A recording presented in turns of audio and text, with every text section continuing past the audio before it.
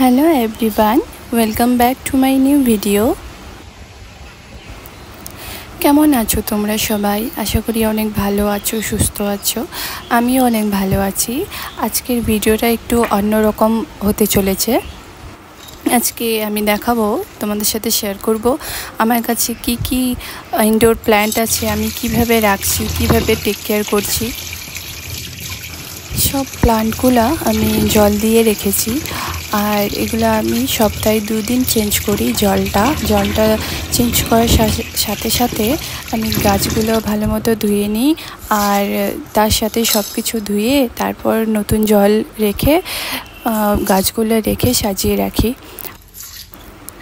সপ্তাহে একদিন জলটা চেঞ্জ করে নিলেও হবে, সেটাই অনেকেই করে, কিন্তু আমার ক্ষেত্রে সেটা হবে না। কারণ এখানকে যেহেতু আমি গ্রামে থাকি, গ্রামের জলটা তেমন ভালো না। এই জলে প্রচণ্ড আয়রন রয়েছে।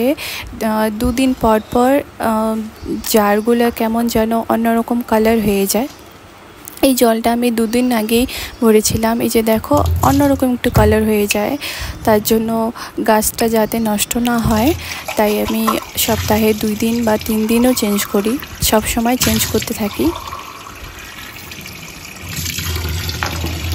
তোমরা যারা চাইছো এভাবে জল দিয়ে রিয়েল প্লান্ট ঘরে সাজানোর, খুব একটা বেশি কিছু যত্ন করতে হবে না। তোমরা শুধু সপ্তাহে একদিন এভাবে জলটা চেঞ্জ করে নিবা আর গাছটা ধুয়ে নিবা, তাহলেই যথেষ্ট।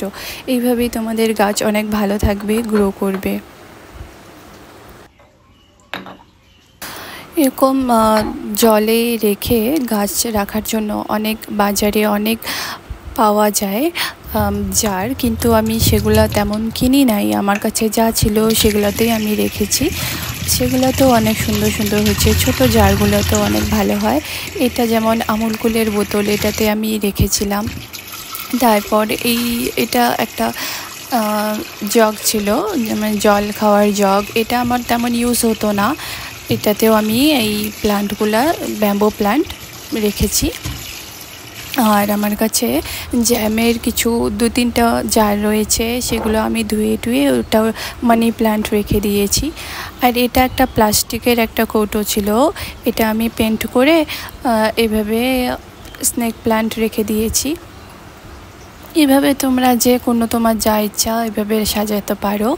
আর আমি এখন সবগুলা ঘরে এনে এভাবে সাজিয়েছি। আমি ড্রেসিং টেবিলের সাইডে এভাবে একটা মানি প্ল্যান্ট রেখেছি, আর তার সাথে যে একটা ল্যাম্পের মতো রয়েছে, সেটা আমি নিজে বানিয়েছি। আমার আরেকটা DIY চ্যানেল আছে, নুরিনা নূর, সেই চ্যানেলে তোমরা গেলে এটা দেখতে পাবা আমি কিভাবে বানিয়েছি।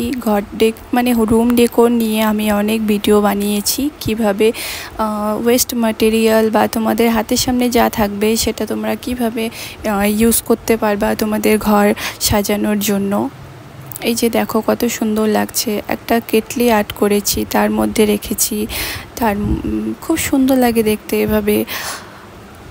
আর দেখো ঘরের ভিতর থেকেও এই লাকি ব্যাম্বোটা এত সুন্দর গ্রো করেছে, নতুন বেরোচ্ছে এখান থেকে।